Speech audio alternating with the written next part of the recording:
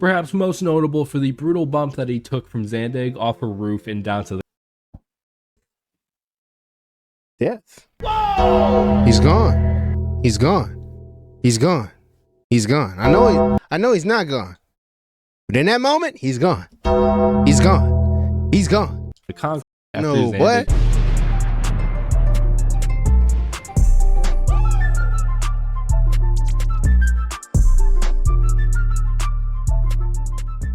And I'm back with another video, man. But today, tonight, wherever you at, dog, I got the most violent tournament in pro wrestling by KLA Clips, man. If you like the video, subscribe if you fuck with the vibe. Original video is in the description, of course. And let's get into it, dog.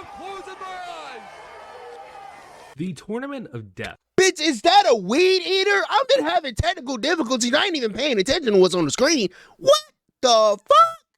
Arguably the biggest yearly tradition for the Combat Zone Wrestling promotion, it has showcased the absolute cream of the crop in the world of deathmatch His neck is gone. Like, what the wrestling, their creativity and dedication to the craft, and their unique perspective to the genre. 22 official cut bro up a tournaments little have been bit. held since its inception. 19 people have won those, with only 5 winning the tournament more than once. The Tournament of Death helped establish a myriad of wrestlers on the independent and deathmatch scene as a whole for decades, and it all started on August 31st, 2002, when 10 wrestlers put their bodies and lives on the line for what they probably didn't realize would become the beginning of a revolution in the independent circuit. And that is what we will be discussing in today's video. If you do enjoy this video and want to see more videos about all the random and cool stuff that comes from pro wrestling, be sure to leave a like on this video and subscribe to the channel if you have not already. With that being said, let's get right into it. As usual, before we get into the tournament itself, we have to talk briefly about the promotion at the center of discussion. Right. Combat Zone Wrestling, more commonly known as CZW. I've made a wide array of CZW videos on this channel in the past year. A lot of my earlier videos on the channel were CZW related, where I talked about the history of the promotion, its wrestlers, as well as its founder. So here's a quick synopsis of what CZW is and has been for pro wrestling over the past 26 years. Thank you. CZW was founded in 1999 by John Corson, who would be better known professionally as John Zandig, a Jersey native and pro wrestler of 5 years prior to the creation, although you more likely know him based on one word: Jesus! CZW was originally intended to be a school for Zandig himself, as well as train others, and it would eventually evolve into its own promotion, primarily focusing on the hardcore and aesthetically violent aspects of it, dubbing it as ultra violence. In a lot of ways, Zandig is, for better or worse, similar to Asuchi Onita, who founded FMW in 1990. They both built their companies around themselves as the ace, so to speak. Both leaned into molding their companies around the deathmatch genre. Even in later years, they have reputations that precede themselves, where they've been described as selfish and reckless, but I digress. Throughout the years, CZW has housed some of the biggest names in the history of That was the deathmatch Rage Bait wrestling, image. like Zandig, Sick Nick Mondo, Nick Gage, The Messiah, Necro Butcher, Madman Pondo. I could go on for a very long time. As I previously stated, they built their entire reputation off of this style of wrestling, so it was only appropriate that they'd have a competition God with the best damn, of bro. What in the bruh. Nah, brother. What did I just see?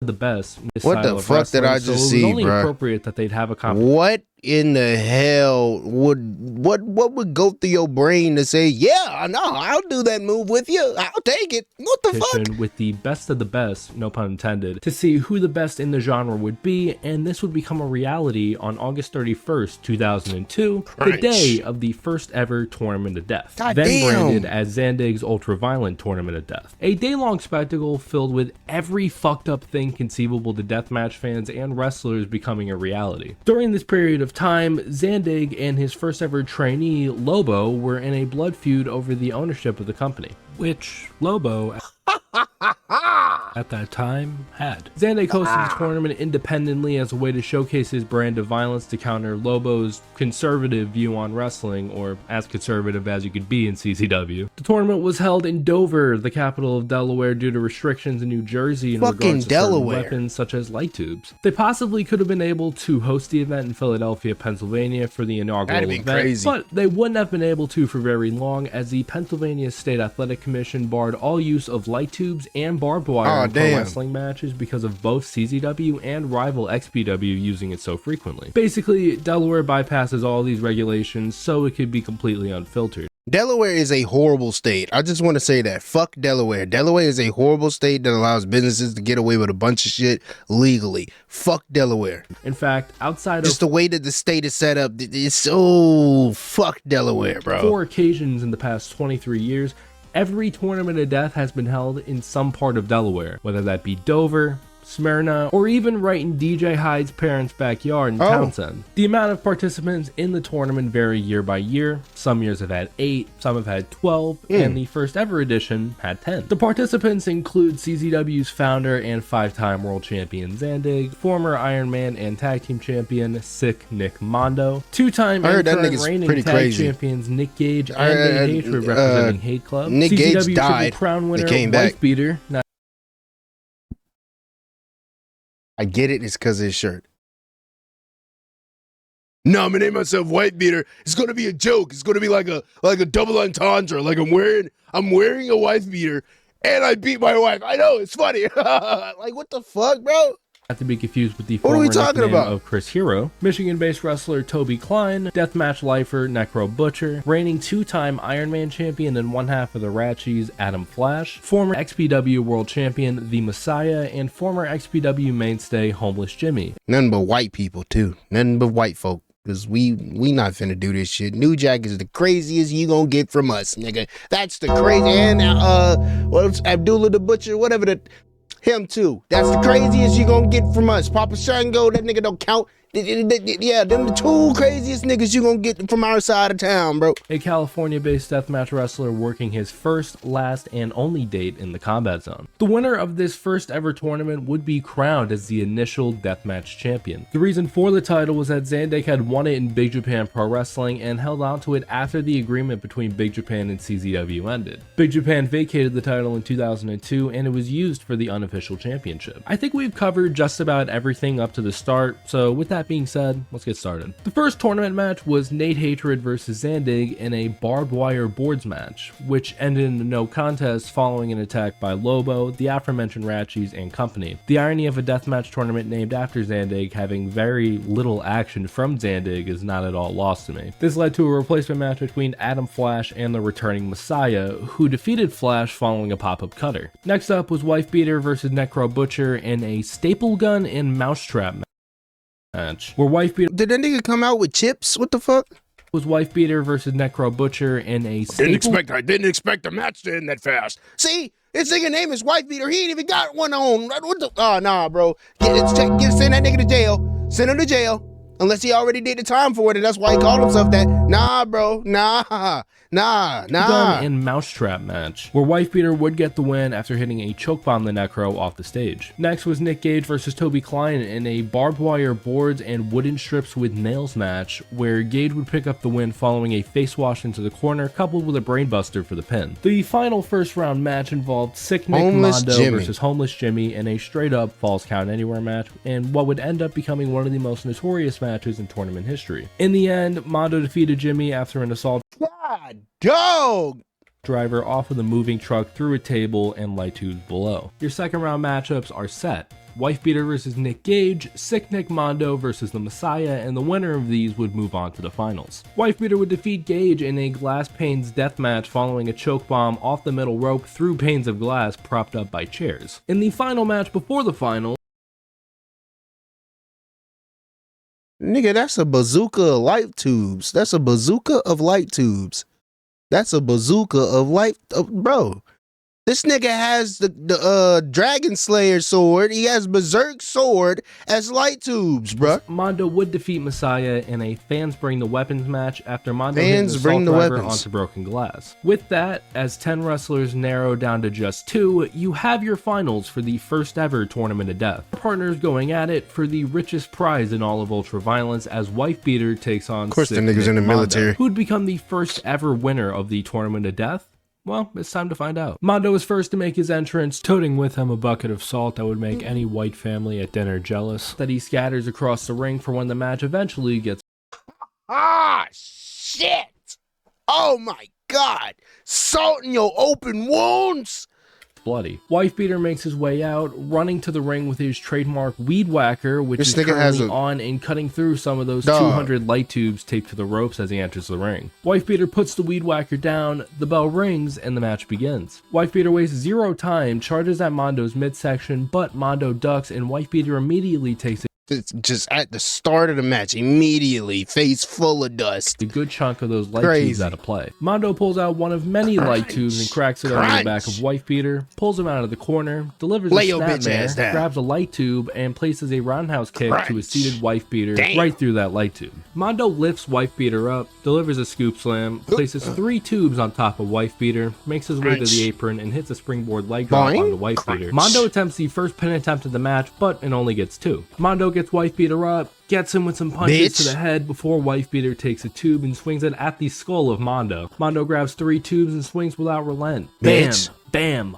bam. Wife Beater grabs a bundle of tubes, places them onto a laid out Mondo, gets a running start, and stomps him right into the chest of Nick Mondo. Wife Beater compiles an amount of light tubes that I cannot really tally, picks Mondo up, and drops him down with a powerbomb on top of all of them. Wife Beater goes for his first pin attempt, but it only gets a 2 count. Wife Beater gets up, picks up the bucket of salt that Mondo introduced during his entrance, and pours the fucking bucket onto Mondo's back. He takes what's left of that salt and pours it right onto Mondo's bloody skull. Wife Beater grabs a couple of tubes and whacks them over the back of Mondo. He grabs a few more, but Mondo is able to stop him before he does any more damage. Mondo seats Wife Beater in the corner, props up a plethora of tubes in that corner, and hits a running basement dropkick to Wife Beater. Mondo grabs a bundle of tubes and places them in the middle of the ring, picks Wife Beater up, and drops him onto his back with a suplex onto those tubes. After taking a couple of tubes and stomping him into the chest of Wife Beater, Mondo goes for the cover, but he only gets the 2 count. Both men, covered in broken glass, I'm at a loss of blood, words, and chat. salt, I'm each sorry. grab a light tube and get to their feet. Wife Beater misses, which breaks the light tube, and then Wife Beater these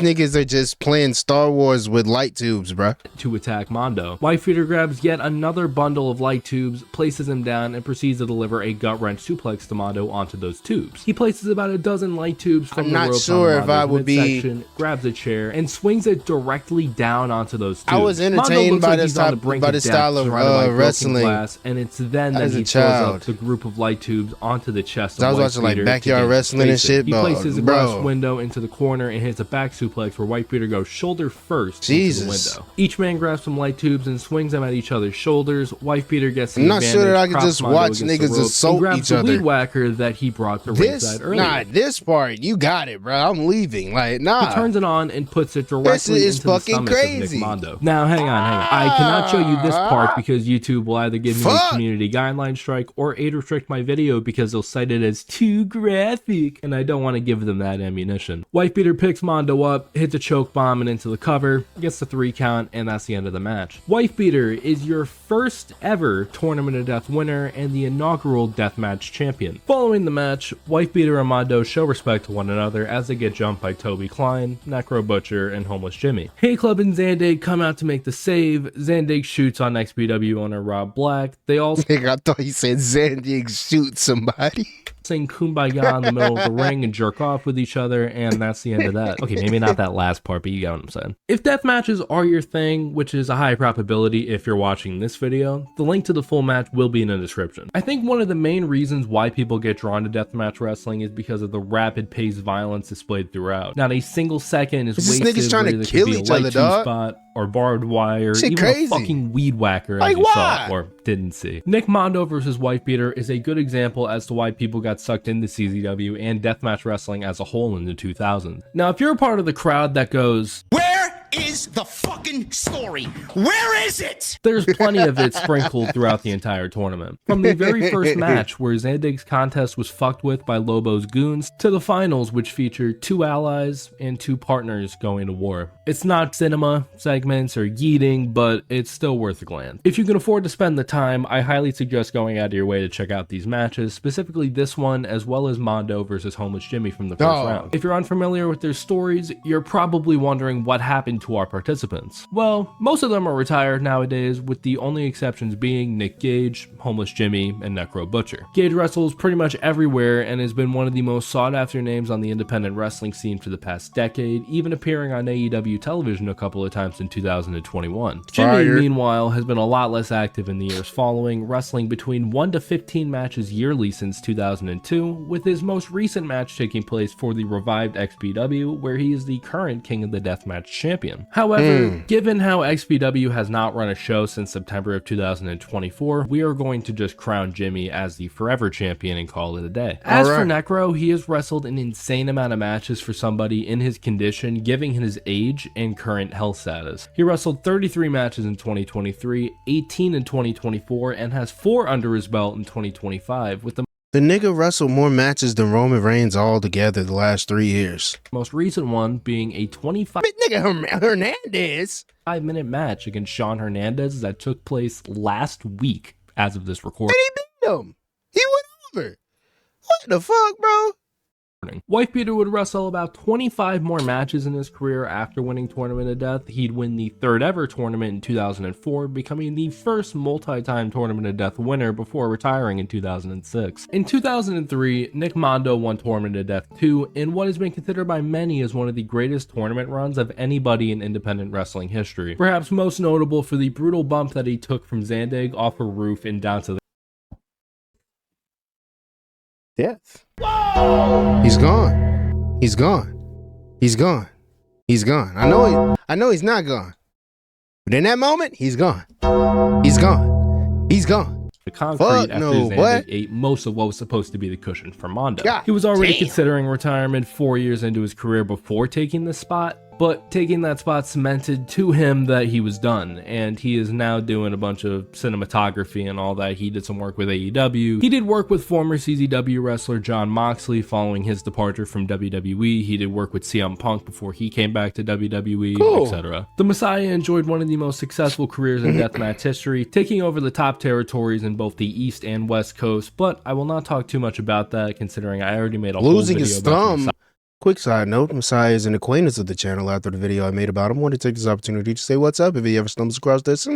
Already, which I will link at the end of this video. Zandig sold CZW in 2010 to DJ Hyde, who runs the promotion to this very day. Adam Flash retired in 2014, Toby Klein retired in 2018, and Nate Hatred wrestled until the end of 2017, and tragically passed away on September 6, 2018, following a car accident. He was 39 years old. Tournament of Death has taken place every year since 2002, with the only exceptions being in 2020, 2021, and 2022 due to the pandemic. They've had a couple of instances where they've had Tournament of Deaths in Germany, coupled with WXW. There are 5 people who have won the tournament more than once. Masada is the only 3-time Tournament of Death winner, with Wifebeater, Danny Havoc, Nick Gage, and Thumbtack Jack having 2 wins each. Speaking of those last 2, Gage and Thumbtack Jack had a match in 2009 to determine that year's Tournament of Death winner. Gage landed badly on a broken light tube, which severed an artery in his arm. He was airlifted to a hospital and was pronounced dead on the way there for 7 minutes, but he was eventually patched up and made a full recovery. The most recent winner, some way, and kept going, bro. I don't know, bro. is Schlack, who won the How is his beers not bloody and red? I don't know, bro. 2025 installment on September 6th. Just last week as of this recording, I meant to coordinate this upload with the live airing of the tournament that Saturday, but I got very sick and that kind of halted the production a little bit. I would also be remiss if I did not mention that this is not the only major annual deathmatch tournament to have taken place in the past 25 years. IWA Mid-South ran king and queen of the deathmatch tournaments annually from 1997 until their closure. GCW has hosted the Nick Gage Invitational yearly since 2015. IWA Deep South runs the Carnage Cup every year, and IWA Deep South might be the most violent promotion in all of wrestling currently, so you might be able to claim that the title of this video is clickbait, and I will not argue with you because those motherfuckers are crazy. While people have found a way to match their freak over the years, and even before they were a thing, CZW revolutionized the game and has left their permanent mark in the world of professional wrestling. Their presence is felt all over the industry in every major promotion one way or another. another, and it will until the end of time. Joe. This tournament is a very big reason as to why that is, and now its impact and prestige in the deathmatch scene is unmatched. But yeah, that was the Tournament of Death. What did you think? Feel free to let me know down in the comments what you thought about this video as I look for. You ain't had to show me that shit again, bro, but this is a great video, great introspective look at the goddamn deathmatch, bro. Some of this shit just, oh my God, my mind, bro. I can't wrap my head around it. Like taking that spot, taking the spot that Nick took from the top of the roof. I can't get, I'll be honest, bro. This shit got me at a loss of words. You hear it, I'm stuttering. This shit make me scared, bro. Watching this shit makes me scared. But hey, man, if y'all enjoyed the video, man, like the video, subscribe if you fuck with the vibe. Let me catch y'all in the next one, bro. Thank you for watching, of course. Peace.